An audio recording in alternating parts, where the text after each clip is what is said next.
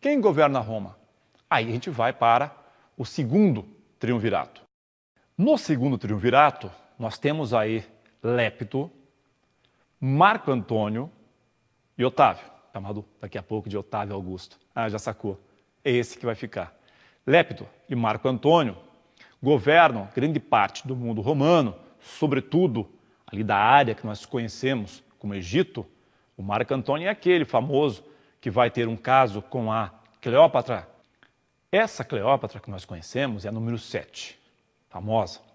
Marco Antônio tem um caso com ela, portanto governa parte do Egito, ou o Egito. Lépido desaparece da história, também possivelmente assassinado. Alguns autores trazem morte natural, em guerra. Sobra quem? Otávio Augusto, que não é Augusto ainda, Otávio, e Marco Antônio. Marco Antônio tenta dar um golpe, juntamente com a sua amante, em Roma. Otávio descobre e manda invadir o Egito. Nessa passagem para o Egito, nessa invasão do Egito, Roma invadindo a Roma egípcia, não pode esquecer, hein? Não é mais aquele Egito que nós conhecemos do passado. Aquele Egito de grandes construções, de grandes pirâmides, de tumbas e múmias, não é mais. Esse Egito é um Egito romano já. Muita confusão no meio da história. O que acontece aí? Otávio, ao invadir o Egito, Cleópatra e seu amante se suicidam. O poder, então, que era de 3, passa a ser apenas de 1. O Senado, nesse momento, já um pouco desgastado pelo tempo e também por tudo aquilo que haviam feito de errado ao longo da história, começa a perder o seu poder. Otávio, agora, dá uma espécie de golpe e se torna, então, primeiro, imperator ou imperador. Depois coloca no seu nome príncipe ou príncipe. Ele é imperador, príncipe, Otávio, imperator, príncipe, e agora vem o grande imperador, príncipe e também Augusto. Só que isso, Augusto? Divino. Ele é um imperador divinizado e passa então a governar Roma a partir da sua ideia de divino. Aí iniciamos a fase famosa do Império Romano. Agora sim, daquele segundo triunvirato sobra um e esse um passa a governar. Só que o governo dele passa a ser do quê? Não mais de república, e sim de império. E esse império vai crescer e vai encontrar um grande inimigo pela frente, ou grandes inimigos pela frente, os chamados povos bárbaros.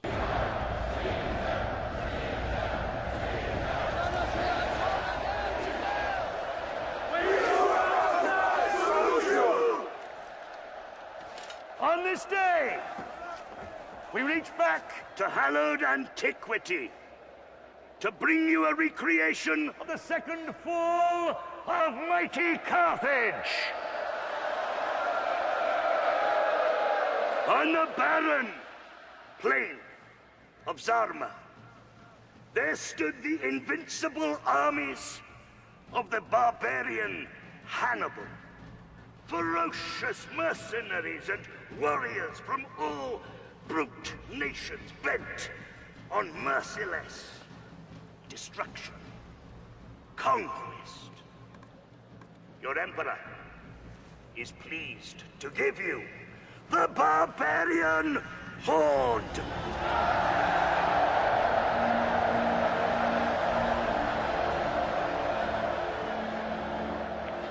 Anyone here been in the army? Yes. I served with you at Vindavana. You can help me. Whatever comes out of these gates, we've got a better chance of survival if we work together. Do you understand? If we stay together, we survive. Pleased to bring you the Legionnaires of Scipio Africanus!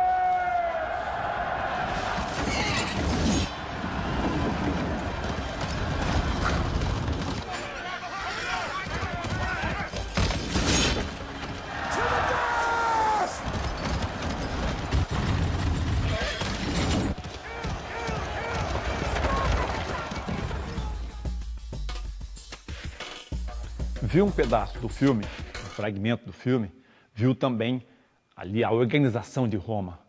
Entre aqueles povos que você viu ali, nós temos já os bárbaros. Ou seja, os bárbaros já estão dentro de Roma. Essa é uma grande questão.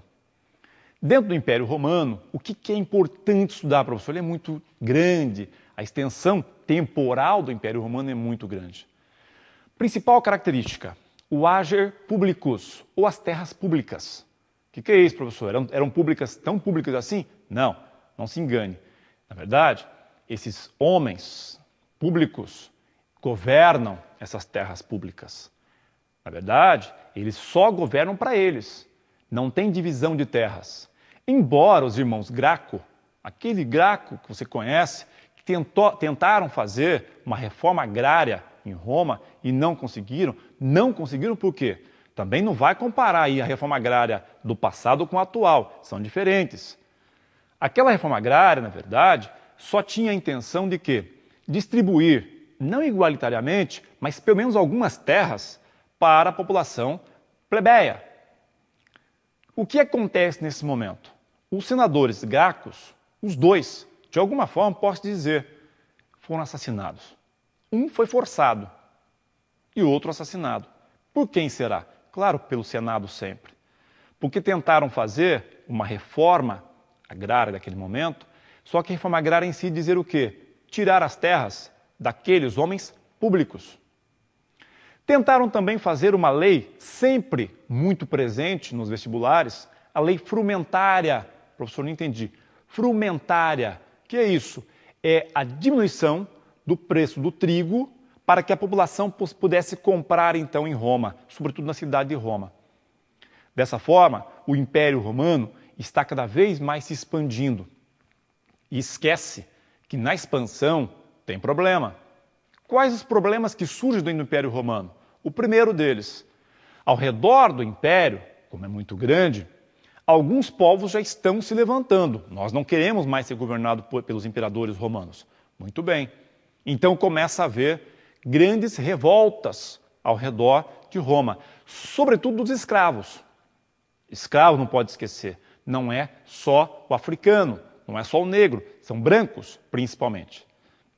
Segundo fator, começa a aparecer ao redor, sobretudo ali na área ou nas áreas territoriais de fronteira, povos que estão precisando de emprego, por exemplo. Começam a entrar em Roma.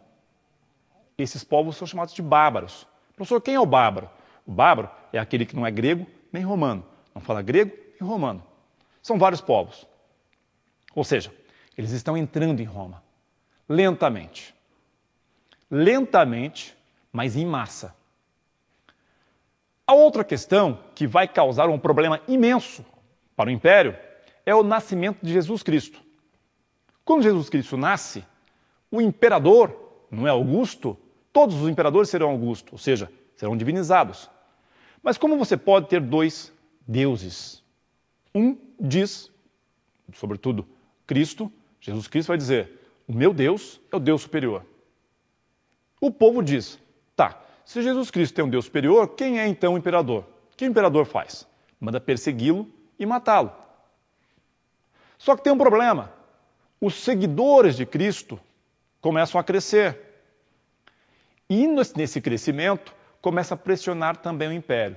Então perceberam quantos problemas tem Roma, o Império Romano nesse momento? E para fechar, para destruir por completo Roma, vem uma grande massa de povos vizinhos, chamados de bárbaros, e vão então destruir o Império Romano. Agora, não pode esquecer, não é da hora para outra. Isso levou em torno de 200 anos. Ô, professor, 200 anos é aquela aula que vocês tiveram, que eu tive dentro da sala de aula, que diz que o Império Romano caiu e o professor fala numa aula só. Aquilo levou pelo menos 200 anos. Tem duas fases. A chegada dos bárbaros, ou seja, dos povos que não são gregos nem romanos, dentro do Império. Isso lentamente, arrumando emprego, entrando no exército.